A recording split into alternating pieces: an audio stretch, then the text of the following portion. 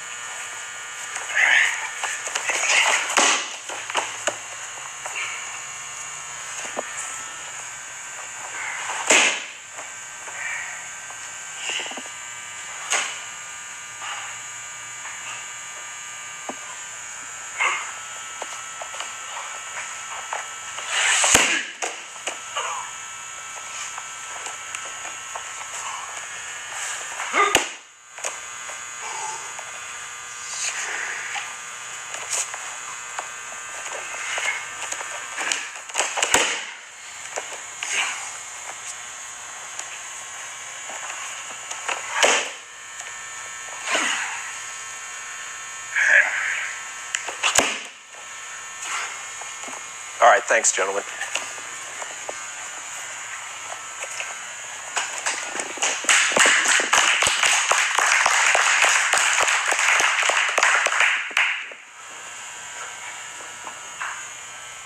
So let's call it what it is, right? Dynamic target practice. Okay, it's a non-stop movement, constant target practice on both ends. And let's just look at a couple things that were going on in there, because, you know, the rate at which they were working is something that is absolutely achievable by everyone here. So they weren't doing anything so crazy and outside of your abilities as to be, you know, disincentivizing, right? You know, there's nothing that you saw them do that made you say, like, oh God, I can never do that, right? Now you can do everything that was happening inside of there. But a couple things that made it work and what was going on. Notice that they were constantly stuck together, right? They traveled, they went all over the mats, but they went all over the mats in a fur ball, right? There was never a huge gap between the two of them such that one of them had to go looking for the other one or go running after him. They had magnetic belt buckles.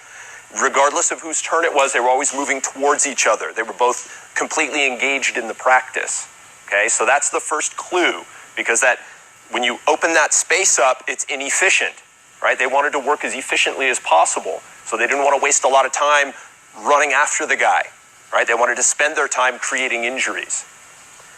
They never stopped moving. So one turn flowed right into the next turn, regardless of whose turn it was, because they're both paying attention. So they're both capable of counting to 2 on the turns, and they're paying enough attention. Nobody's ever taken a break. Nobody's ever saying, well, hey, I'm the reaction partner now, so that means I take a break from this, and I can stop paying attention because it's not my turn, right? That's when we start to lose that coherence and that cohesion, and it all falls apart.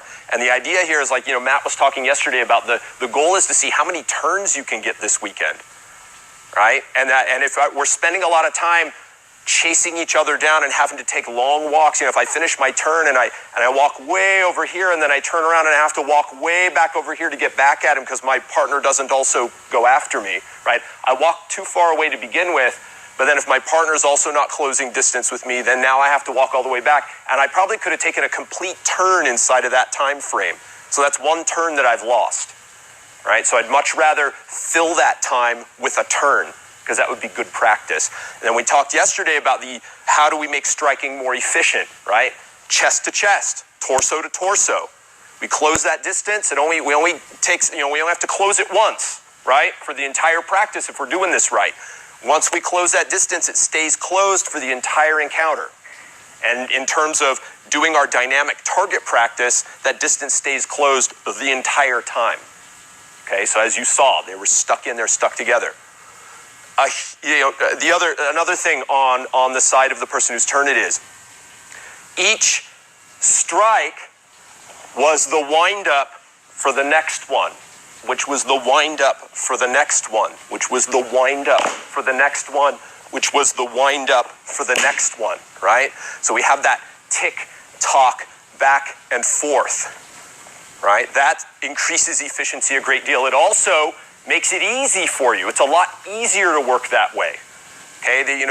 They rolled for a couple minutes there, and it really wasn't that difficult for them physically to put that work in, because notice neither of them were struggling with it. And what I mean by that is, remember we talked yesterday about watching a lot of people strike and you guys were putting the brakes on. You're swinging up and then you're putting the brakes on, and then you're not getting your follow through, when what you really want is a nice smooth motion that follows all the way through, rather than that start-stop using your muscles to put the brakes on, because that tires you out and that's hard work.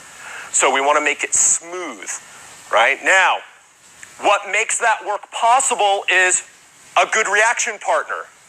And this is key, because last night, even at the end of the day, a lot of you guys were still really stiff with the reactions and unforgiving with the reactions. And I'm one of those guys where I like to point at the videos of people eating injuries and hope that everyone's smart enough to look at those videos and go, wow, that was dramatic, right? We've showed you a couple videos of the guy getting the shot to the side of the neck and being knocked unconscious. So you got to see how that worked, and you got to see how dramatic it was, and how the guy didn't stand there and take it and then lay down, or he didn't stand there and move like this. The guy moved like we show you to move as a reaction partner. The guy moved, and he moved because he got a reaction. He got an injury, right? That's why people react, because if you injure them, they move. And we can take advantage of that movement if we know how that injured man is going to move. But in order to practice that, we have really a choice. Either Bruce can relax and move like an injured person, or I can injure him and make him move because he's injured. Okay, the choice is that simple. And the easy way to think about it is like with when we do the knee through the groin, right? And we showed you guys that what we really want to do is be doing that. Okay, so the only way I can practice that full steam with Bruce is because he's an awesome reaction partner. And he goes, oh, whoops, here it comes for my groin, and he gets his groin the hell out of the way. Right? That's the only way this is going to work. The other way it works is if I paste him one in the groin, and I take care of all that external genitalia, and I give him, all of my mass coming through as far as I can through his pelvic diaphragm, and I pick him up by his groin with my entire mass like a locomotive. That'll do that too. He just is no good for the rest of the day, or maybe the next week, or after he has surgery to have his ruptured testicle removed, right? And he's gonna be out of training for a while. So there are two ways we can shake it up, right? So either Bruce can relax and be a good reaction partner, or he can eat it. And the thing I'm most worried about when I see you guys all stiffening up on these reactions, I'm not worried so much about you jumping in someone in this crowd who's just going to go, you know what, screw this guy. I'm going to knock him out and show him how to react, right? I'm not so worried about that. What I am worried about are two things. One is we'll get accidental injuries because you'll stiffen up and your partner will accidentally get it right. They'll accidentally have their weight drop through it. They'll have a minor breakthrough moment on their coordination, and they'll get it right. And then because you're stiff, you'll eat it. And you'll get a cracked rib, or you'll get a sore neck that's not right for 6 months, or you'll catch a hot one in the groin, or you'll get your knee tweaked, right? These are the things that will happen in training that are completely unnecessary. The other thing I'm worried about is that as a training partner, if I work with Bruce and he's got really crummy reactions, I don't learn much. All I learn is that it's really hard to work with Bruce, right? And the great thing about working with this guy, because he pays so much attention to his reactions and he treats it like an art form. He treats it as 50% at least of what we're up to here. It means that working with Bruce is like driving a sports car in terms of doing the practice. I never have to concern myself with either his safety necessarily, nor do I have to concern myself with trying to make it work. Because I know all I have to do is access my targets, put my body weight through them, and Bruce is going to give me a reaction as if I'd caused that injury. Okay, so for this first free practice we're going to get into today, I want you to take the lessons out of what you just saw. So number one was just the rate. It was nice and slow. It was steady, right? They took their time. Both of them took their time doing dynamic target practice. So no one was in much of a hurry. You saw them make decisions and change what they were doing in the middle of what they were doing, right? There were a couple moments there where I saw them go for one thing and realize it wasn't going to work out, and they adjusted and did something else, right? That's huge. That's learning. That's you learning to make those decisions for yourself, right? But you got to go slow enough that you can see those opportunities and change it midstream like that, right? The constancy of it. We want constant motion. And the easiest way when we're working on our coordination to get constant motion is to go slow. Right? Because if I have to go fast and have conscious motion, what's going to happen is I'm going to very rapidly kind of get ahead of myself and find myself going, I don't know what to do next here. But if I slow it way down and I follow all the way through, then these things become clear and it becomes easier and easier for me to be going in constant motion and to really have it just roll, right? If I take my time, I can smooth it all out. And training that way then means that when you go full speed, it's more likely to come out that way, right? Which is just smooth one target to the next. But most importantly for this next little free practice session we're going to do is going to be your reactions. I need everybody to be a conscientious and really dedicated reaction partner, okay? And I told you the reasons why yesterday, right? And the biggest one on the outside of it, right? You have good reactions, people want to work out with you. You get more opportunities to train. If you have bad reactions, nobody wants to work with you. Okay? You don't get as many opportunities to train. You're more likely to get injured. You're not going to learn as much. And you're also going to be screwing with the person standing across from you, right? And the thing is, if I want Bruce to be a good reaction partner, my job isn't to say to Bruce, damn it, be a good reaction partner. Why can't you be better? What I should do is look at myself and go, you know what? I should probably improve my reactions as an example for Bruce. So when I work with him and he jumps in on me, I give him good reactions and Bruce says to himself, wow, I hope I'm that good of a reaction partner. And then he pushes himself up. So again, the reactions are easily 50% of what we're doing. And if you're paying attention, which you should be paying attention the whole time, you're going to learn just as much having it done to you if you're in that relaxed state and moving like an injured person, paying attention, getting to see and learn the things that are happening, feeling when your balance goes, feeling when you can't step back with that foot, feeling when you have no choice but to hit the mats, right? Being able to say, boy, that would really suck to get the thumb in the eye and the knee through the groin and then have the knee snapped like that. As you're laying on the ground, though, I know how to do those things, and I can make it really suck for that guy. So that's a confidence booster. You just learned a little something, right? Also, chances are your partner is going to do things you don't do. So you're going to see things that you hadn't thought of. You're going to see, sequences of targets that hadn't occurred to you. You're also going to see them do things that we have taught and worked on, which will remind you of stuff you forgot you knew, right? Oh yeah, the T leverage. I totally forgot about that, right? As your partner does it to you. So it's self-reinforcing if you get a good reaction partner. So everyone in this room needs to be the best reaction partner you can be. So what's happening is you guys are getting more comfortable with what you're doing, and you're compensating by that by trying to make the amount of time you're working on this guy shorter by going fast. That's not how you make the amount of time that you're working on this guy shorter, right? That's how you breed in a bunch of inefficiencies, because what happens is when we go fast, We then end up with a bunch of start-stops in here that are very inefficient. You're wasting time. Each one of those stops is a hesitation that we need to remove.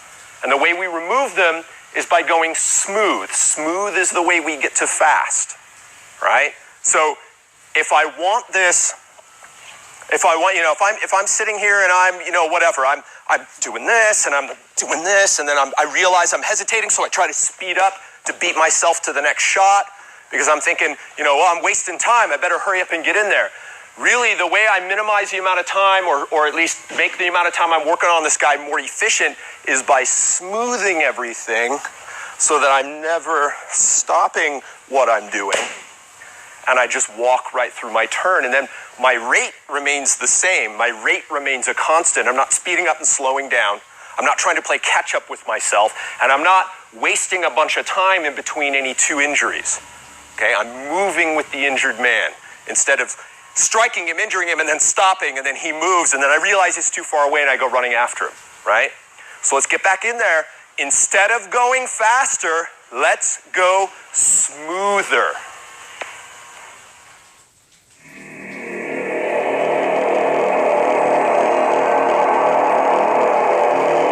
So we've taken a look at striking, we've taken a look at throwing, now we're going to take a look at joint breaking. And as I said before, striking, body weight in motion, trying to go all the way through 1 square inch, it can't take it, is the base engine that makes all violence go. And as you saw yesterday, the takedowns that we worked on were all based on that exact same idea, right? So it was body weight in motion getting that stuff done. If I'm going to come through this leg here, it's my body weight in motion that makes that happen. It's not me moving my leg. If I'm going to blast it out from behind, as Matt showed, it's about traveling, right? So it's body weight in motion making that work. Even on something like the T leverage, it's still body weight that makes this thing go, right? And all 3 of those things right there are just ways of manipulating an injured person.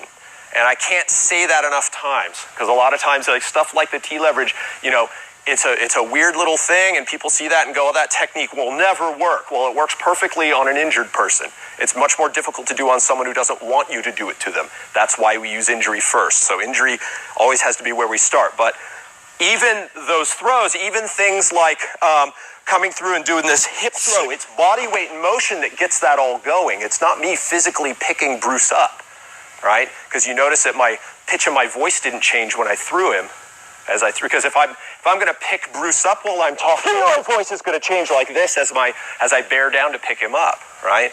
So that throw then, it was still body weight in motion, and it's still a strike to throw somebody. So it's not, it's not me stepping in and going, oh, la-di-da, I'm going to teeter-totter Bruce here and, lay him down on the ground all gently. It's going to be a strike because I want to have him impact the planet. The whole reason that we would throw someone or knock them down is because I want the brain to bounce off the world, right? Because that's what's going to change things in my favor. So everything's a strike. Joint breaking is still just a strike. And it has to be striking. And the reason that we don't call it anything other than joint breaking, so we don't call it joint manipulation, we don't call it a joint locking, because the joint locking that's really our starting point, is where the joint stops moving. That's our starting point that we then want to strike all the way through to achieve our break. So if I've injured this guy and I lock the joint at its pathological limit, this is the place where I now drop my body weight to snap it, right? So that's where it stops moving, where it doesn't want to go any further. That's where we start. The issue with joint breaking and with throwing is that, obviously, number one, we need to have that injury. Number two, the thing we need is there's a little bit of setup before the injury actually happens, right? Because with all of the takedowns and throws, the injury from what we're doing happens at the very end of it. It doesn't happen during the throw, right? Same thing with the joint break. There's nothing that happens inside of that up until the part where I actually snap it. So if I've injured him and I have this wrist, there's nothing going on up to here, right? This is uncomfortable, it's painful, that's why he's moving, but I don't care about pain because he might not care either, right? I actually want to break this joint. But nothing happens until I strike all the way through. But the issue with that, again, is that I got to set that up. right? So if I cause this injury, if I want to break this elbow, the elbow won't break until the very end of this motion, right? So I've got to actually do some setup, and there's some coordination in there. That's why throwing and joint breaking are special cases of striking, and they require coordination and training and time on the mats to get down. Okay, outside of the most basic kinds of joint breaks, like the breaking the ankle, right, stomping through the ankle, and breaking the knee. And the reason that those are easy to do is because his body weight is sitting up on top of those, and they're almost at the pathological limit. So when the guy's standing up here, the knee is straight, and so it really doesn't have very far that it can go back in that direction at all, right? I think it's like 15 degrees max before it starts to tear. So it's practically already there, right? Plus, with his weight sitting on top, his weight's going to help me break his knee, right? All I got to do is add my weight as a strike. So those are relatively easy to get because they're almost preset for you with the weight added in on top as a bonus. What's more difficult is if we want to break joints in the body, doing these specific movements to break them, right? So if I've got this injured guy and I want to snap this wrist, there's coordination and setup before we actually get to the part where we strike with our body weight to snap that joint. And that's the part that we got to pay attention to. So the deal here is that's number one, why injury is required. Prior injury is required because there's some setup and we need time to get into that setup. And so I want him busy for that moment that I'm going to be setting this up. The other thing is I don't want his strength involved. An injury takes his strength offline, takes his control of his body momentarily offline so that I can do whatever I want and get into moving him into such a place that I can throw or break something. Okay, so that's the issue with those two things. And that's why they're subsets of striking. They're not like a whole, its own technique. You can't do them in isolation because attempting to do joint breaking on an uninjured guy is called wrestling. And, attempting to throw an uninjured guy is wrestling. And you need to be bigger than they are, stronger than they are, and more highly skilled at the skill of wrestling than they are for it to work out for you in a life or death situation, right? So that's why we cheat. We're going to cheat by injuring him and doing the things you're not allowed to do in competition. And then not only that, but when we throw him, we're not going to protect him and roll him off, but we're going to be aiming the head at the ground, and that's what we're looking for all the time. When we break joints, we're not just simply going to lock it up and immobilize him, but we actually want to snap the joint. And so, couple things about breaking joints. Why would we bother if it takes this extra work? Well, it's a pretty catastrophic injury, right? Because we're talking about tearing the connective tissues that hold the joint together. The other thing is that the guy is going to lose the function in that limb from the point of the break outward.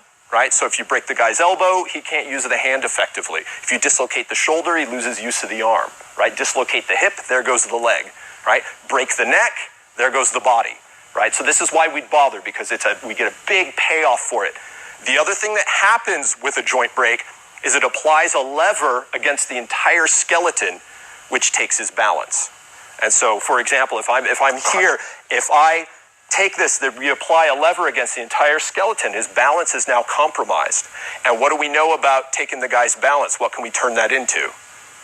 A throw, right? So now we're going to get the head into the concrete when we snap that. So these things start to stack up, and they become, we get a lot of advantage for a little bit of work, a little bit of effort, right? We got to train a little bit. We got to coordinate ourselves and be frustrated with that coordination for a little bit. But the payoff at the top end is really, really good. It means that we can do things like we're going to be doing this afternoon, where we're going to strike, break, and throw. And we're going to do it just like that. Boom, bang, bang, and we're done, right? And that's the most efficient way that we can work somebody over. So that's why we would even bother with all this. So, some things about joint breaking. First of all, we need to move the joint to the pathological limit, meaning we need to get the joint in a position where it is no longer going to move.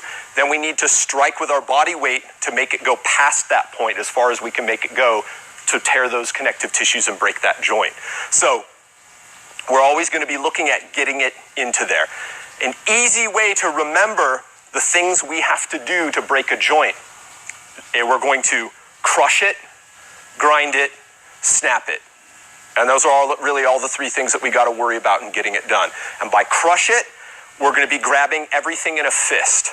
So we're never going to be grabbing onto things with loose hands or hanging onto it like this. We're going to take this thing, we're going to crush it in fist. two fists here. We're going to grind it because what we want to do is we want to get into that pathological limit and make sure that it's at the point where it can't move naturally anymore. And then once we have it at that pathological limit, we're going to snap it with our body weight in motion. Now, ideally, we want to do this in one smooth motion, but those are the three things that are going to happen, right? So for example, again, boom, right? I want to step in and walk through it, but it's going to be crush it. So it's going to be held with a fist, not a loose hand or loose hands, right? Because if we do that, we get it at the pathological limit, we strike, it's going to pop right out of your hand because you won't have the structure to hang on to it, right? So we're going to crush it in a fist. We're going to grind it because we want to get it to the point where it's at the pathological limit as efficiently as possible. We don't want to stand up here and wave this thing around and try to figure out how to do this out here, but rather we want to get a hold of it and grind it into position, and I haven't even snapped it yet, right? And so that's why we're going to grind it, because we want to spiral into the resistance we feel. Because what we don't want to have happen is we don't want, if we go linear with this, meaning I go like, okay, hey, it's tight here, so I bet if I keep going in this direction, I'll get what I want, right? But the problem is I don't get what I want. What I have to do is I have to curl into that resistance. So I have to find that pathological limit, and then I'm going to grind into the resistance with a spiral. And that's what's going to make it just get tighter and tighter and tighter until I drop my weight through it and snap it. And then that last bit, snap it, is most important because, again, I'm not just trying to, make it hurt. I'm not just trying to immobilize it. I want to break it so that on one hand, I don't have to worry about it anymore, right? He's got that broken wrist. That hand is done. And then the other thing, I now have a broken wrist I can drive him around with and get other stuff done with, right? So I have a hold of him by a broken wrist. Okay, that's an advantage. So crush it, grind it, snap it is how we have to think about it anytime we're breaking joints.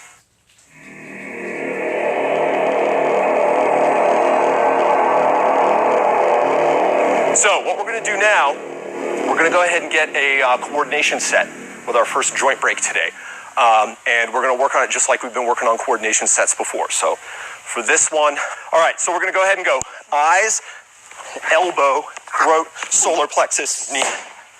And if you think he needs more, give him more. If you've done your job right, you don't need to because you got the brain bounce at the end plus everything else we did to him, right? So we're going to blind the man. And then this is handy, right? Hand comes up to the face. It's almost as if I knew that that's how injured people with eye injuries behave, right? I'm going to crush it. So I'm going to grab his wrist in a fist, right? So I'm not going to kind of reach out and hang on to it or try to hold hands with him, right? I've got to crush this in a wrist because if I step through to break this and I'm not hanging on to it, it's going to pop right out of my hand, okay? So I'm going to blind him. There's my prior injury. I'm going to crush it. Now I've got to grind it into position, right? But I also want to get my weight over the top of it because I know I want to snap it. And so I'm going to do this very simply by taking a step behind him as I pivot 180 and come all the way around and set his forearm here on the sawhorse. So I can go ahead and bust that thing, right? Because it's going to take some effort to bust that thing. And I don't trust that my hand will be strong enough to hang on to it. So I'm actually going to set it on the sawhorse here. So there's our grind it. Then our snap it is going to be using the forearm hammer and sinking our weight down through the back of that elbow joint. The strike is going to be just on the triceps side of that elbow joint. So I don't want to strike the elbow joint itself, and I don't want to strike the forearm. I want to come just north of that elbow joint at the triceps side to break that. And I want to make sure, again, that I'm not doing this by trying to bang on it with my arm, but rather I'm dropping my weight through it. So I got the sawhorse here, and then I got my body weight coming here, and all I need is to get the right half inch to bust this thing, right, and tear that elbow out. Now from here, I follow all the way through with that, and remember, this thing's going to fold up and be more like this, right? So we can't actually do that in training, so we won't get to see that, but we'll get close here. Now we're going to follow all the way through, and we're going to come up, and we're going to chop up into the throat to get him to stand up, and as he stands up, we're going to pivot and paste him one in the solar plexus. So throat to crush the throat, make it hard for him to breathe. Solar plexus to go ahead and make sure we knock the wind out of him before that throat swells shut, and to get him to stop moving backwards and to bend over here, because if we just followed through on that throat, he's going to go gone. So we go solar plexus, and then he'll begin stumbling back here, and we're simply going to pivot with him and stomp through the knee to break the knee backwards that way, right, with a base leverage 1. So we're gonna get our injury, we're gonna crush it, grind it and snap it in one motion, throat, solar plexus, knee. Now, the whole, again, crush it, grind it, snap it. Ideally, we want that to be one smooth rotation, the whole thing, right? Start to finish. We don't really want to do it in 3 parts, okay?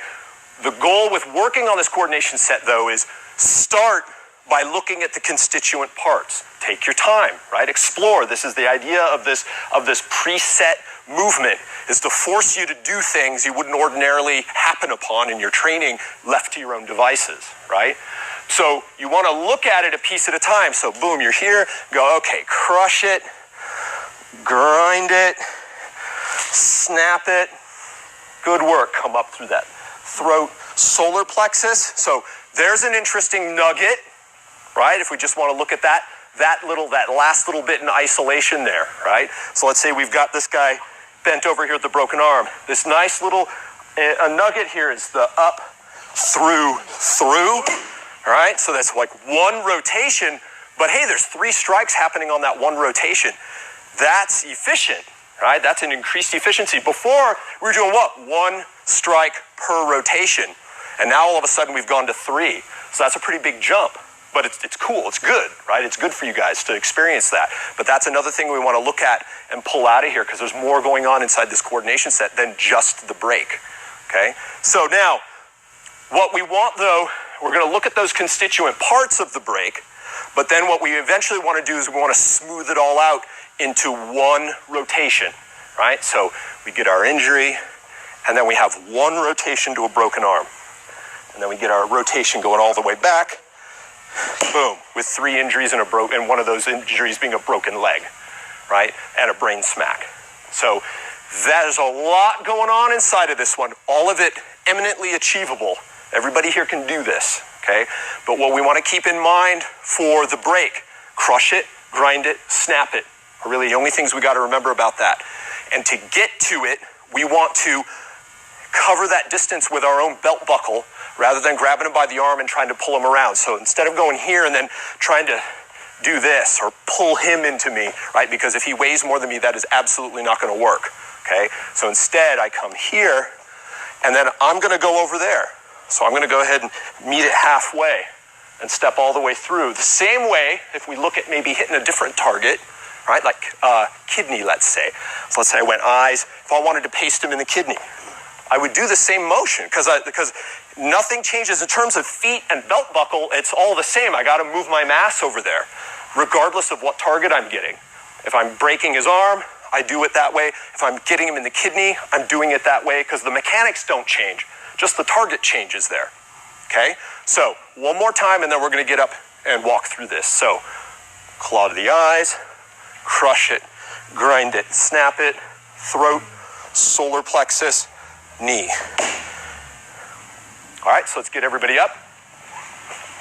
So we're going to walk through it 2 times each here, and we'll walk on my count, and I will do the whole right-left thing, which, apologies to those of you who are not auditory learners, right, or aren't clear on your right and left, like I am not clear on my right and left all the time, but this just gives us a baseline that we can then tweak from, right, because the instructors are going to be going around and helping everybody out with this, all right? So figure out whose turn it is. All right, so for those of us whose turn it is, we're going to start with the right. We're going to use the right to get the eyes, but we're going to step with the left. So we're doing that whole opposite side thing there. That takes a little bit of coordination, but allows us to stay torso to torso. So everybody whose turn it is, starting with the right, we're going to take the eyes with the right and step past him with the left. Right? Then we're going to reach out with the left and crush that wrist. Then we're going to take our right leg. We're going to step behind him with our right leg and take his arm to our thigh, to our hip, to put it on the sawhorse. Then we're going to hammer with the right arm through the back of the elbow to break it. Now we're all wound up. We're going to let that right arm go all the way through. We're going to wind it up. We're going to chop up into the throat, then pivot and give him the left in the solar plexus. Then continue your pivot and give him the left through the knee to stomp on the knee and put him down. All right, one more time. So same person's turn. So starting with the right hand. Okay, right through the eyes, step with the left. Left crushes the wrist, walk behind him with the right, and hammer to the back of the elbow to snap that elbow. Follow all the way through, chop up to the throat, pivot through the solar plexus, and then stand through the knee. Next person's turn. Real quick note, right? So that elbow gets broken, you're gonna look at it, right? I'm seeing some reaction partners not paying attention, right? So when that arm gets folded backwards, you are gonna turn and look at that, right? As part of that reaction, and that puts the throat right where your partner needs it, okay? Gets that pesky chin out of the way, all right? So this thing is this, there's a method to all this, right? We're doing all these things on purpose, they're not haphazard. So, other person's turn, right? Starting with the right hand. So we're gonna walk with the left while we put the right through the eyes. We're gonna crush the wrist with the left. We're gonna walk behind him with the right and snap that arm. Then we're gonna follow all the way through. We're gonna come up into the throat, pivot through the solar plexus, and stomp through the knee on one nice smooth pivot.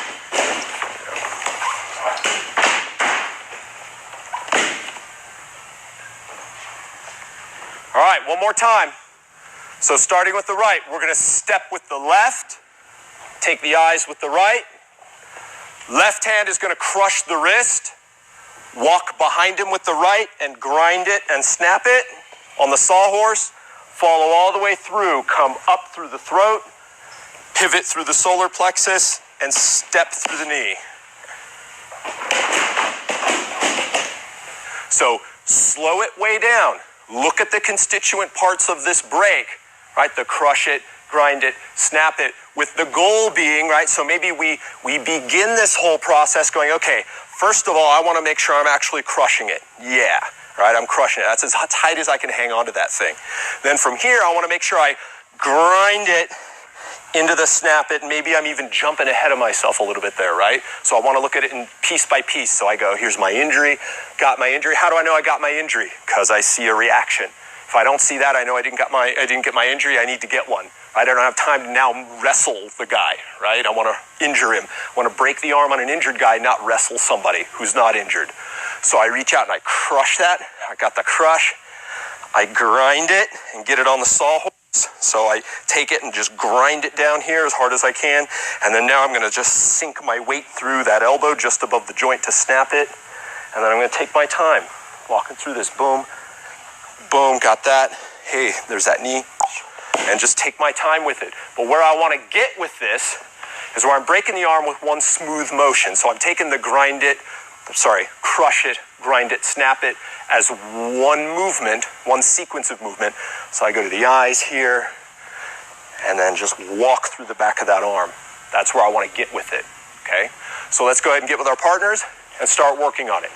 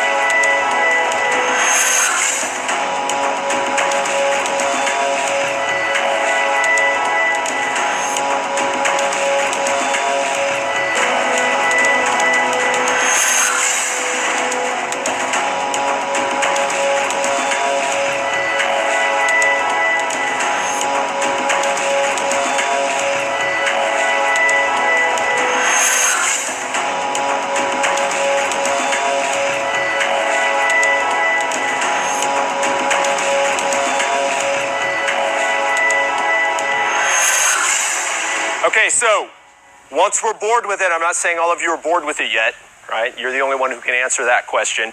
Well, bored or frustrated, right? So you're either bored because you got it and you're getting it and you want to move on to something else, frustrated because you're not getting it and it's time to move on to something else. But what we want to look at now is pulling constituent parts out to bring it back with us into our free practice and what maybe those things might be. So, you know, here I am, boom, I'm working out, I'm taking my turn, I'm getting my stuff done, and I'm doing my thing, and I go, hey, there's an elbow right here all of a sudden, right? So I got my injuries, and I recognize that elbow's there, and what do I have to do to break it? Well, I need to crush it, I need to grind it, and snap it. Hey, and here we are. I got to do that, right? And then maybe I want to mix it up a little bit with something different instead of doing the same old with it, right? Okay, so that was great. What's another thing that we got out of this one that we can look at as a constituent part?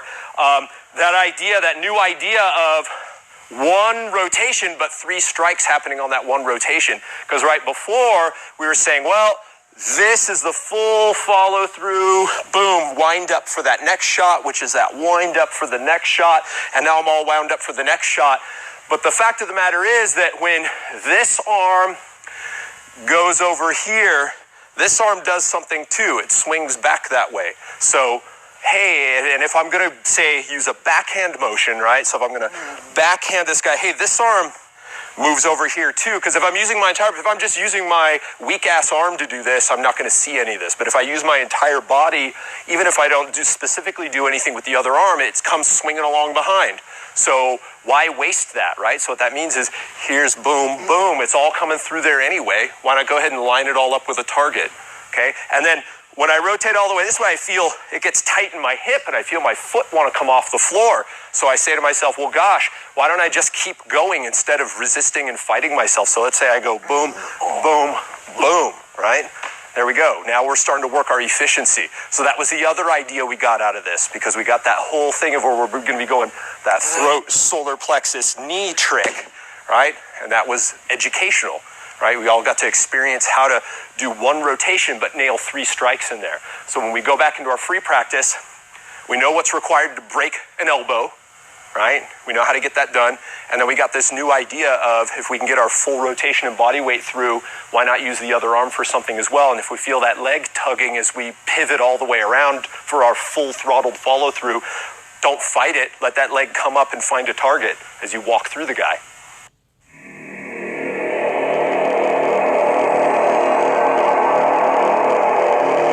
Okay, so this is going to be another elbow break.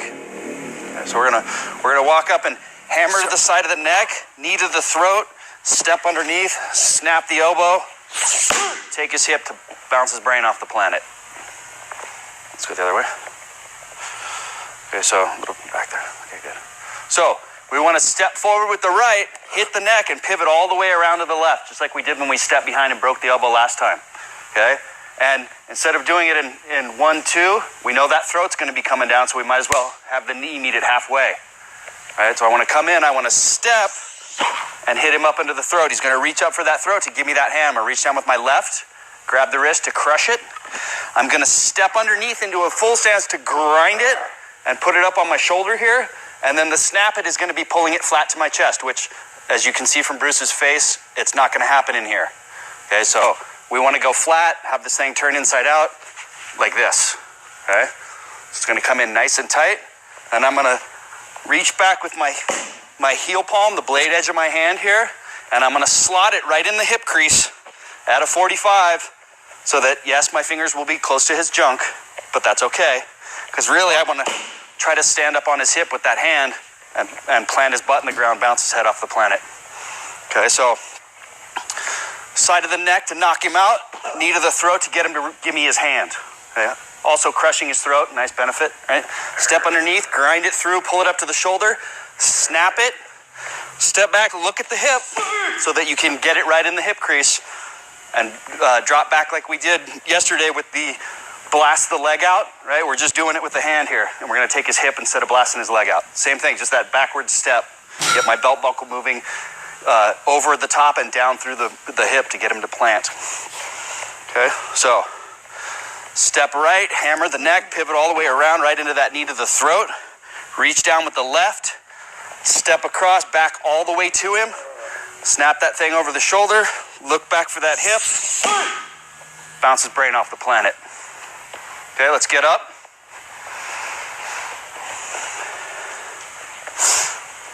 Okay, so We're gonna start with that right hand. We're gonna hammer through to the side of the neck as we step with the right and rotate all the way back in the opposite direction that we came. We're gonna step right, pivot all the way around, and lift that right knee up into the throat. Come see. Reach down and grab the left hand, which he should be putting up to his throat since you just crushed his throat. Step underneath the arm with your back to him, grind it around, and snap that over the shoulder. So we need to crush it. Everybody, crush it. All right, look at Bruce here. He doesn't like this because I'm isolating his forearm bone so they can't rotate. My white knuckle grip should be making little red marks on my reaction partner because I want to put it in a vice grip. I don't want to hold it like it's some nice little massage here. Okay? Step underneath, grind that thing, snap it, look back at that hip, put your weight on top of it. So step back between his legs with that right foot.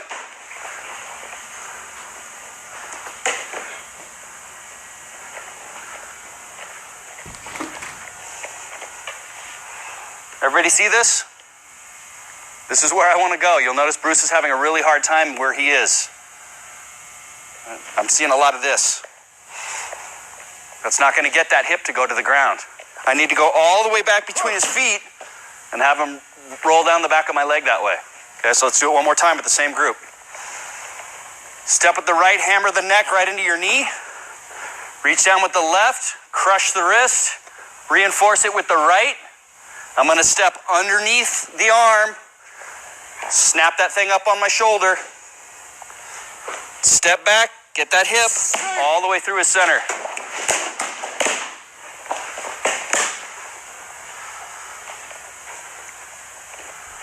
Okay, other person.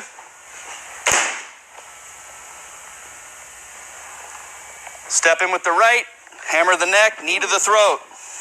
Reach down with the left and grab the wrist, reinforce it with the right. Step underneath with the right, grind it up onto that shoulder and snap it on your shoulder. Step back with your right foot between his legs, take his hip.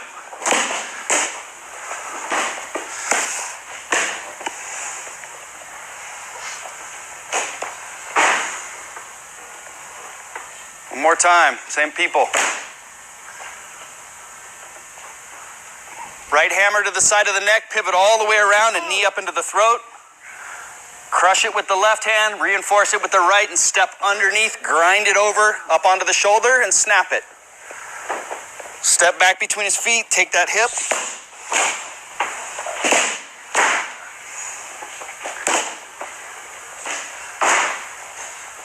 Okay, so real quick.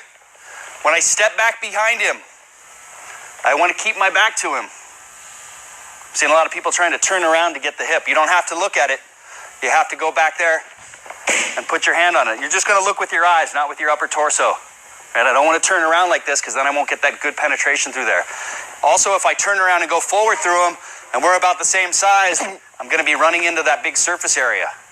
If I turn my back to him and I slide that leg underneath, I can get all the way back underneath him before our torsos collide, and I'm in the process taking his hip with me, so we're never going to get that collision. And I don't want to ruin my hip by bouncing the guy out of the way because I want him to plant that hip straight down into the ground this way. So you're going to get this nice extension on the leg as you're dropping down through his hip. You'll notice when I do it to Bruce, I'm stepping so far through that he can't take that step with the foot I'm taking the hip on, because I'm planting it down into the ground and I'm putting all my weight back through there. So that's the feeling you want to get out of the guy's leg. All right, so I'm seeing a lot of people trying to get the stick all high up and pull it down. Right? What I really want to do is I want to step underneath that thing and put it right on the fulcrum. Okay, the fulcrum is going to be my shoulder. I don't need, this is all worthless. Nothing's going on in here. It's all here in the shoulder. So what I really want to do is I want to grind it up onto the fulcrum. Okay, so let's see if we can work that in. Okay, so let's go through a couple times. Instructors will walk around, help you guys out. Okay, 2 turns and 2 turns.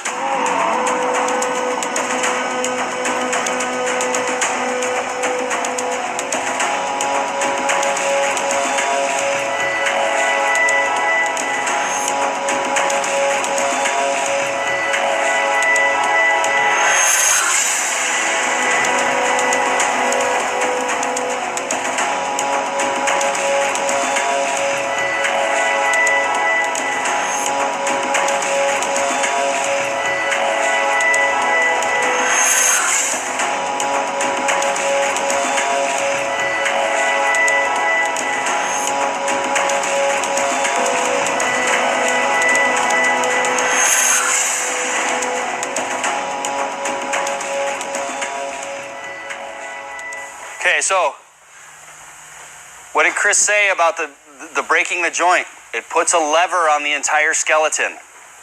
Okay, so if I come in here, I get my strike, I pop him to the throat, I reach down and grab this hand, and then I do this. And nothing really changed in Nate here because I didn't use this lever on his skeleton. And the way we get that done is we crush it to keep the bones in the forearm from moving around. And then when we grind it, we want to grind it underneath him, right? Because we're going to use this lever to pick up his skeleton. So I'm going to pick up his skeleton, right? So if your reaction partner isn't, and on their toes, you didn't get it. Okay, so across his belt buckle gets the lever underneath him, right? So you want to see this kind of thing from your reaction partner before you even get up onto that shoulder. Okay, so I'm going to take this thing, I'm going to go underneath him and pick him up by that lever. Okay, so let's see if we can work that in.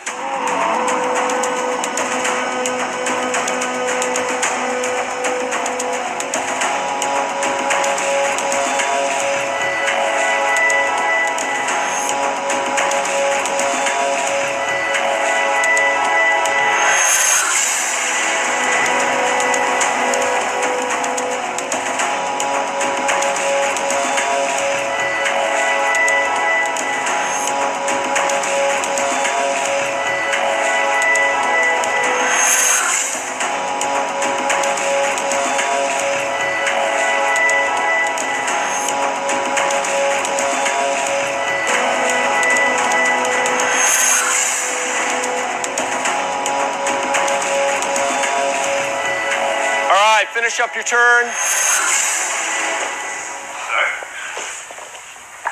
So let's just go ahead and take a look at a couple things. So we've got this right here to bounce the brain. We've got this right here to bounce the brain. We've got this right here to bounce the brain. We've got this right here to bounce the brain. We've got this right here to bounce the brain. Now, those were all the same thing. I was striking the same target every single time to get the exact same result every single time. I just did it a bunch of different ways, but the collision was the same. The body weight I used to power all of those was exactly the same. The fact that my belt buckle had to move to cover distance was the same, and the target was the same, and the results the same off of all of those. And a lot of places would look at that and say that that was, whatever, however many techniques that was, right? So there I just taught you guys a bunch of techniques. But when we look at that, we just see one thing, and then, hey, how many different ways can I get that one thing done where my body weight goes all the way through an injured man's hip and buckles it so that he falls down and bounces his head off the concrete? How many different ways? How many hours do you have to sit around? Or we could run, all right, I'll brag just a little bit. We could run a full 2-day course just on hip crease takedown stuff, right? And I'd show you guys new stuff every 10 minutes. We'd work on something new, a new way to get that going, right? Because that's the important part, is not grinding all of those. The important part is learning the principle. So you guys learn the principle. Hey, I take my body weight, I stuff it through the hip, I try to see if I can stand up on it, right? Like a Cirque du Soleil trick. I try to see if I can sit on it like a bench. I try to see if I can hang off of it like a monkey bar, right? And I'm going to try to do all those things to an injured man, obviously, right? We need that prior injury if we're going to go for that, because somebody who's in charge of their body will just tense up and then you can't get it done. But the point of the fact is that it's one thing if you know the principle involved. It's not a whole bunch of techniques. And this really makes things easy for you. It's a lot easier than trying to learn 8 different techniques. If you learn one principle, then you can always find a way and a place when you're working out to get in there and get it done, right? So that's what we want to think about when we're looking at, in this coordination set, there was this kind of funky positioning on that hip push, right? So dropping through that hip. And a lot of people were monkeying around with it from a technique perspective. And what I mean by that is everyone was looking at it as a move rather than looking back at the principles involved. Because that hip push we're doing is exactly the same as stomping through the hip, which you guys have already done, and I think makes a lot more sense, right? It's a lot more obvious. Now, oh yes, if I try to stand up on his hip as hard as I can see how that buckle the hip and put him down. But now all of a sudden in this thing, right, we're asking you guys to, get in here and bust this arm, and then all of a sudden there's this really funky move in here, right, that feels weird because you're doing it to a guy who's behind you. So, it's not happening right in front of you. Now it's happening behind you, and somehow you've got to also travel through his space backwards, right? But if you look at what we're really doing there, why would we bother making it like that? Why would we bother showing that? Because it's funky and because it's a challenge in terms of coordination. But if you can open your eyes to it and see the base principles that make it go, and then make sure when you get in there to do that, that you're executing those base principles, all of a sudden it becomes a lot clearer and it stops being a move that you'll never do because you're like, boy, I just didn't get that move. But rather it becomes just an expression of a principle of balance and physics and physiology and how they all fit together. So when we get in there, when we come back, we're going to take a break in just a moment here.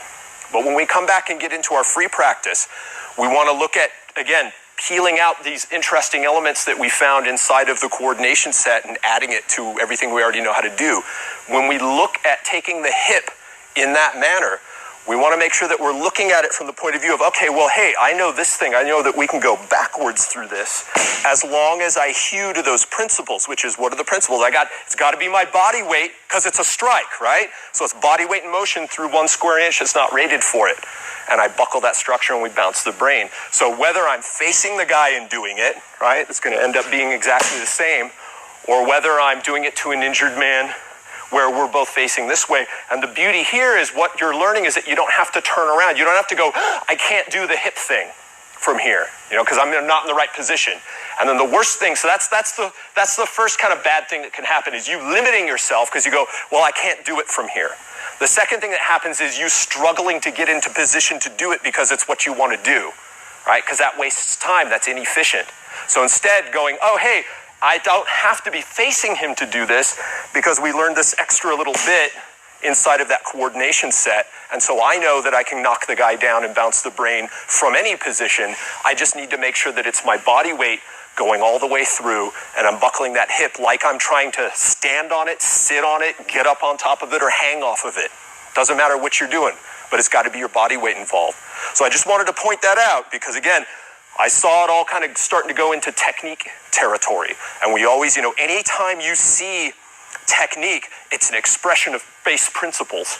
And really, we're big on the base principles because, you can sell a bunch of techniques or you can sell just a few base principles and then actually you have, theoretical access to every possible technique that can be built on top of those simple rules, right? And so it's more about educating you on how this stuff works. So that whole sequence I rolled through there where I did all these things that looked different, they're all really the same. And that's the key thing you want to put in your head. So when you get out here and doing your free practice, you can take that hip any which old way you want, but you got to make sure that you're sticking to the rules that make it work. And by rules, I mean the physical rules of the universe, right? So physics and physiology.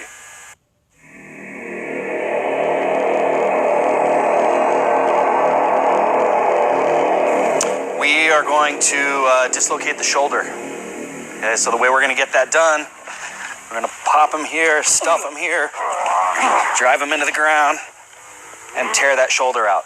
Okay, so this is the pathological limit, and that's where I'm going to take it when I do the tearing. Okay, so you guys can all see that's pretty effective. So how we're going to get here. Standard walk by, heel palm to the groin, which is going to make his hands go down there so I can crush it. I'm going to grind it and hammer him into the back of the head to keep him busy, knock the sense out of him. I'm going to chain up with my hand onto the back of his shoulder and knee him up into the heart, right? Give him a little systemic weakness, maybe break a rib, knock the wind out of him. And I want to keep this lever stretched out and stuffed down. And I want to pop that heart and get his balance going with one step with my right foot. And then I'm going to take a big step into it, knee drop, and drive his face into the asphalt. Okay, from here, just going to line my shoulder up right behind the back of or right on top of the scapula. And I'm just going to take it to the pathological limit and imagine the rest. Okay, so the keys to this, let's go this way this time. The keys to this are, since we're working on crushing it, grinding it, right? And then this is going to be another grind that we got going in here. Okay, so what I really need is I need my reaction partner and I to become one unit in order to get my weight over the back of the shoulder and essentially surf him into the ground. Okay, use a California term for you guys. Right here, I'm gonna pop him and keep him nice and stretched out, and I'm gonna keep this locked. And when I pop him to get room for myself to walk underneath, I wanna get his balance and just surf him down into the ground and stay right over the top of it. You'll notice my back is upright. My arms are getting me the distance I need to get his face into the ground. I don't wanna get in this world of pushing down, right? Because this is where I go to the ground. What I want to do is I want to dominate him with my structure and ride right over the top of that shoulder, grind that face into the ground. From here, I'm just going to stand up over the top of him, put the fulcrum back there behind the scapula, tear the shoulder out. Oh, all the way to here.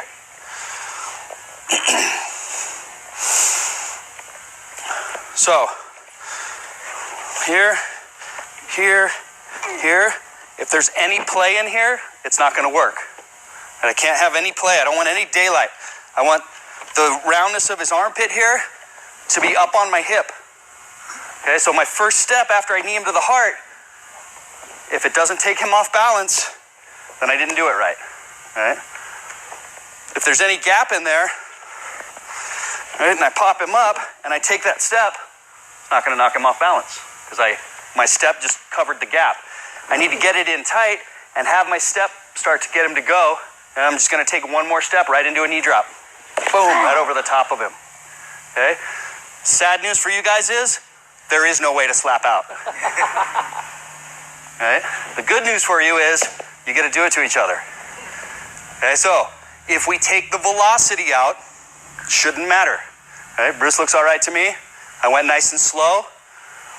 Good work. Right? So go slow so your reaction partner can work their way down to the ground, but keep it legit where you're stepping in, hammering, and stuffing it into the ground so you're right over the top of it. Right?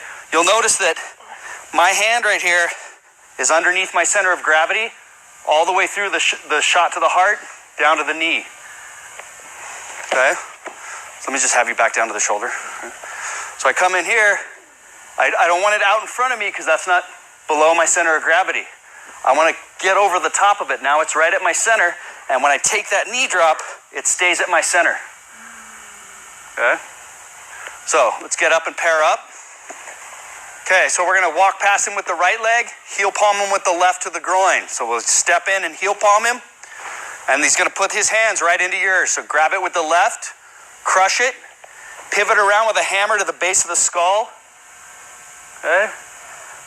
Reinforce the shoulder with the right hand over the top of his shoulder and get over the top of it. So it should be right at your belt buckle. Okay, just enough room to pick up that knee to the heart. And before I put my foot down, I'm going to start walking right to that knee drop. So right step, left step, and you're on your knee drop. So now I'm going to switch. Now that I've ground his face into the ground and I'm over the top here, I'm going to grab with the right hand, step up here, and crank over the top.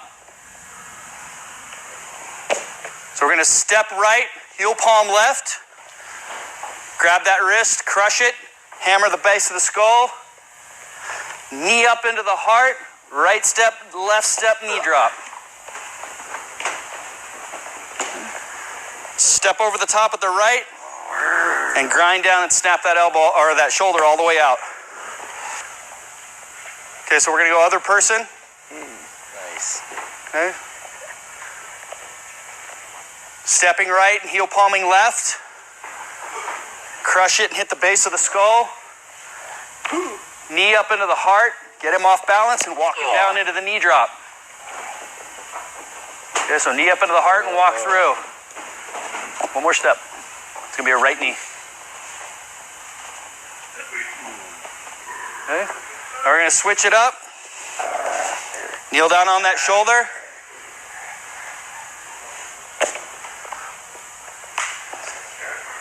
Okay, Okay, let's have a look at this. Let me have you on the ground.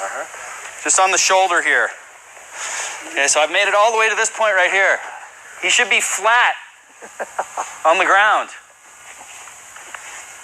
This means you didn't ride him into the ground. It means you stopped about a couple inches from the ground. I want to ride him into the ground.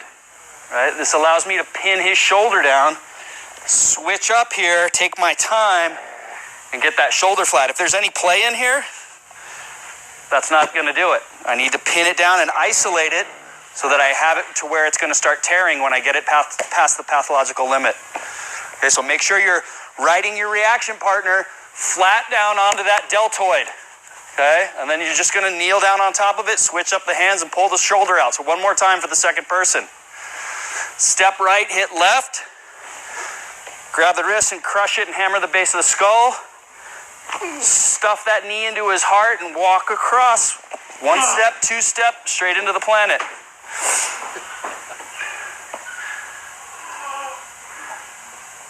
Okay. Take your time to put the knee back behind the scapula there. Thank you, sorry. Okay, so you guys are being way too nice. Okay? Sorry? Full speed? Oh, okay. So, if I'm going to really do this thing here, right? It's going to look like that. And you guys are kind of being a little namby-pamby with it, for lack of a better term, right? If I go slow, I want to be a dick. Right? You want him to pay for coming to the game. Right? This isn't time to be nice. Okay? We're not here playing a game, and there's no ref around. This is your life. I pay for challenging your life, for threatening your personal safety. Right? Ride him into the planet. Make his face skid across the asphalt so the doctor's got to pick little pieces of pebble out of him. Right? Because that's what's going to get that work done. Drive it in there and slam his head into the planet. We've been doing it all weekend. Might as well keep going, right? So, we're going to go 2 turns and 2 turns, 2 turns and 2 turns, and the instructors will walk around and help you guys out. Okay, so let's do it. Get to work.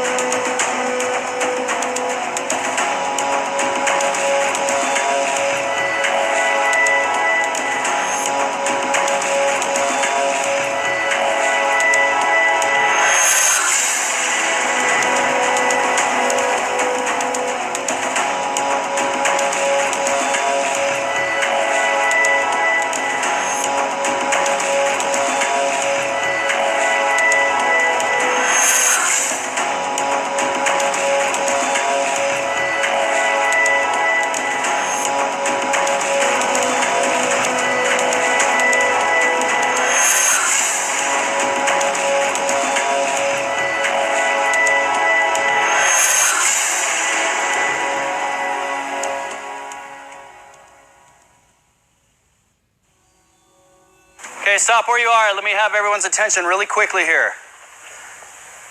Okay. Let's look at some efficiency.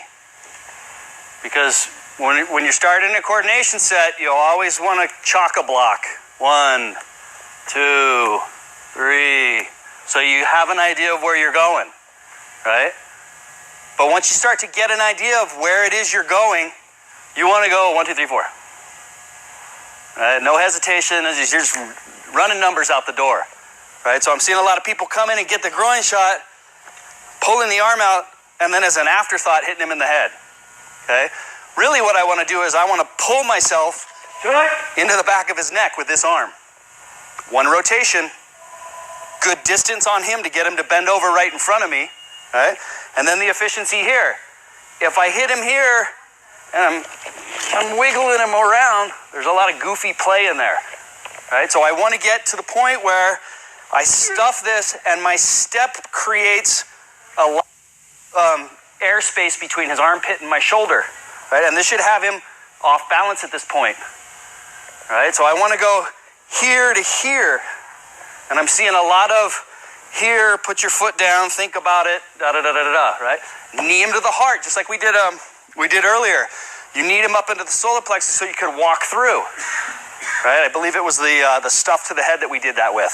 So when I get him here, I'm kneeing him so I can take my step. Just go right to it. Take your time. It's 2 steps, not a lot of thinking. And then from here, if I pick him up and let him wiggle around and stuff, I got to reset my fulcrum on his shoulder. What I want to do is I want to be over the top of it and stuffing it. I'm going to kneel on it and trade up with my hand. And now I don't have to work to get his shoulder to be in the right place because I kept it there. Okay? Get to where you're walking through it. You can still go slow without putting those hesitations in there. Pull him around the corner, knee him and walk.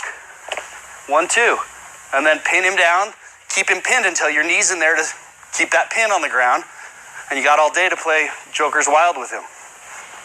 All right, let's go ahead and take a look at a couple things here real quick, right?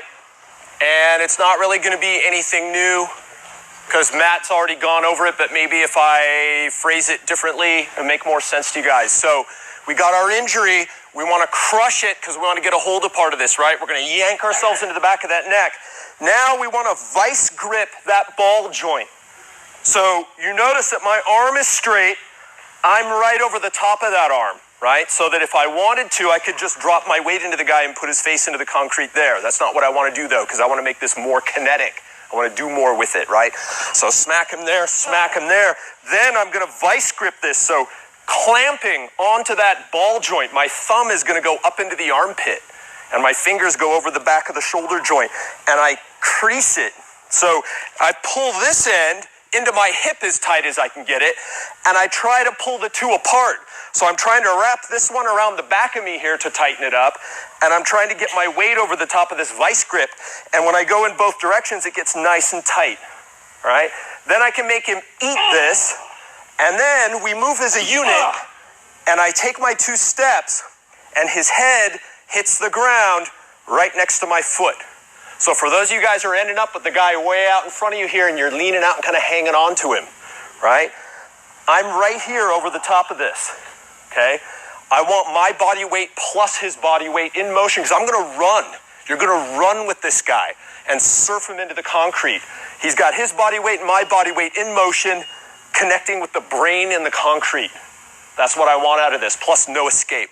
Right? There's not going to be rolling away. There's not going to be getting away. There's not going to be me having to go after him because we're right here. He's still in my workspace. And then all the rest is easy. Okay? Now, we can get that intensity without the velocity. That's what we want to train. Okay? Because you guys don't have good enough reactions to do this at speed and be safe without getting concussions and breaking noses and losing teeth and whatnot, even here on the mats. Okay? So, but the thing that we can keep is this intensity where everything is nice and tight and I'm the one in charge of where he goes. He doesn't get to fall down. I ride him down, right? This is all about me. It's all about you. It's not about this guy, right? He's just a collection of potential injuries that I'm going to realize, all right? So once we have that all clamped down, the second thing we got to keep in mind is that covering distance, right? We got to move, just like everything else we've been doing. It's how far I can move my center of mass when I hit this guy that's going to decide how badly I can injure him. So the steps, the footwork, will knee to the heart, and that knee is really that first step. And what it is I don't want to waste a potential injury on taking a step, right? So why not do both at the same time? Because I can injure and step in one motion, and that's what we're going to do. But the footwork is very simple because it's just 2 steps. It's step with the right, step with the left, and I go down into a right knee drop to ride him into the deck.